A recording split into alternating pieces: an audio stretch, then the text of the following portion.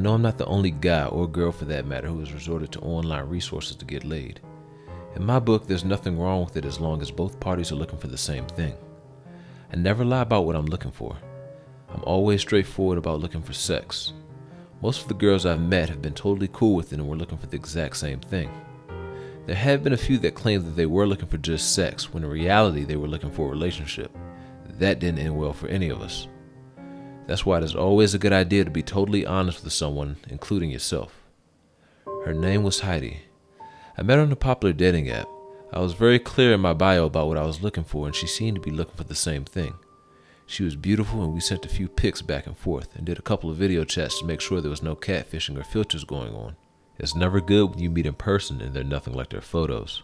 She was just as gorgeous as she was in her pics, and she was into me, so we set up a night to hang out. Now, as a rule, I never put out on the first meet when it comes to dating or hookup apps. I want to make sure we're both into it and no one is just going through with it out of obligation. That's just fucked up. Heidi said she was cool with that and even respected it.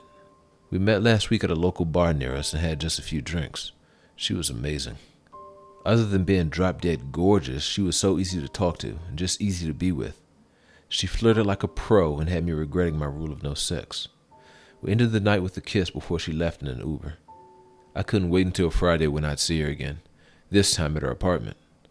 I brought a bottle of Fireball whiskey, her favorite, and some bearskin condoms, my favorite.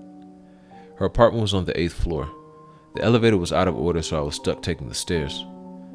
The apartment building itself wasn't too bad, but it had a strange smell that permeated the entire place. I hoped her apartment didn't smell like that. It was a scent that made me sick the longer I smelled it. I knocked on her door and prayed my clothes didn't pick up the odor of that place. It took her a few minutes to come to the door, even though I could hear her in there moving around. I called out to her, asking if she was all right. I could hear a faint murmuring as if she were talking to someone. On the phone, I guessed. I called her name loudly and knocked again, and heard a loud sort of scraping sound coming from inside. I started to worry. Thinking she was hurt or in danger or something, I pressed my ear to her door and listened. The second my ear touched the wood, something crashed into the door, causing me to jump back from it. I even screamed, something I'm not proud of. A half a second later, the door opened and Heidi was smiling back at me, wearing just a big white t-shirt. Her hair was a mess like she'd just gotten up, and for a moment I thought she was sick. I was about to ask her if she wanted to reschedule, but she jumped into my arms and pulled me into a tight hug. She smelled funny, like something damp and old, but not as awful as the smell in the building. I thought I could at least tolerate it for a few hours. It didn't smell inside, but that was possibly due to the dozens of candles she had lit all over the apartment. I guess she was trying to cover up the stink of the building and didn't want to bring it up in case it embarrassed her. She pushed me onto the sofa, a bit harder than I'm into, but I went along with it. I asked if she was okay, but she just smiled and licked her lips in some sort of an attempt at being sexy, but totally missed the mark. She stood in front of me, swaying to music only she could hear, her eyes trained on me unblinking. I was watching her move, trying like hell to enjoy it, but it just felt weird to me. Something about her felt off. You're hot. I'm hot. Sexy sex. She said, her voice much deeper than it had been previously. Yeah, I said stupidly. This shit was weird. What can I say? Eat me. She moaned, roughly lifting her shirt.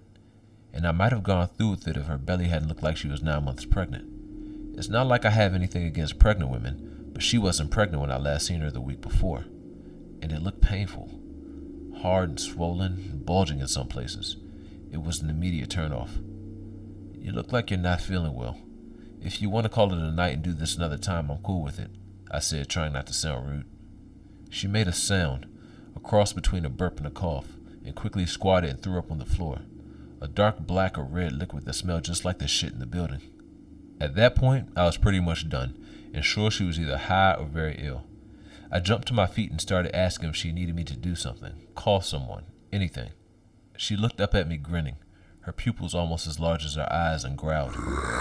Look, I don't know if you're on something or not, but sex isn't going to happen tonight, I said. She jumped to her feet so fast I dropped my fucking keys I'd been subconsciously holding in my fist for protection. I went to pick them up, ready to bolt the hell out of there, but she scooped them up before I could even bend down. Give me my keys, I want to leave, I said sternly, holding out my hand. She laughed, deep and throaty, and held up my house keys, staring at it like it was something she'd never seen before. Heidi, I'm serious. Give me the damn keys, I said, no longer caring how rude I sounded.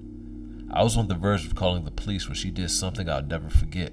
I'll never get this image out of my mind as long as I live. Heidi stood with her legs spread wide and dangled the keys playfully in front of me, well out of reach. She winked at me and with her other hand lifted her shirt to reveal her bulging belly underneath, and with the other hand she thrust my house keys hard up inside her. I nearly fucking fainted, especially when the blood began to trickle down her thighs onto her beige carpet. Fuck! Are you fucking crazy? I screamed. She laughed again, continuing that same horrific thrusting motion. For a split second, even though she was smiling, I could see her eyes full of fear and pain, silently pleading with me for help. Want to see? She giggled, and she opened her mouth so wide I thought her jaw would snap. I stared at her in frozen horror, watching as something creeped up her throat, resting on her tongue. 2 pale fingers wiggled in the back of her mouth, the nails painted a pastel blue. I screamed, trying to twist the lock on the door. Heidi snapped her mouth shut and smiled. She lunged for me, grabbing my arms and pushing them against the door. She brought her head closer to mine. I screamed for help and tried pushing her off, but she was stronger than I was. I thought I would die in that smelly-ass apartment, but I was able to wrestle out of her grasp and somehow managed to get my keys from her. I pulled the door open and booked it down the hall. I looked back only once to see Heidi standing in the doorway, her face twisted in an expression of rage. I ran down the steps, falling more than once. I got to my car and got the hell out of there. I called the police, but I didn't know exactly what to say. I just said a girl was harming herself. I didn't hear back from them or Heidi. I stopped using apps to meet women, although it's not a sure thing that I won't run into something like that again.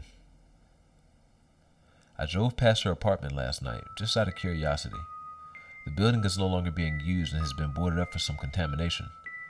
But something from the windows was watching me as I drove by, smiling down at me from the 8th floor. I'm terrified now and thinking of moving, because I never did find my fucking house key.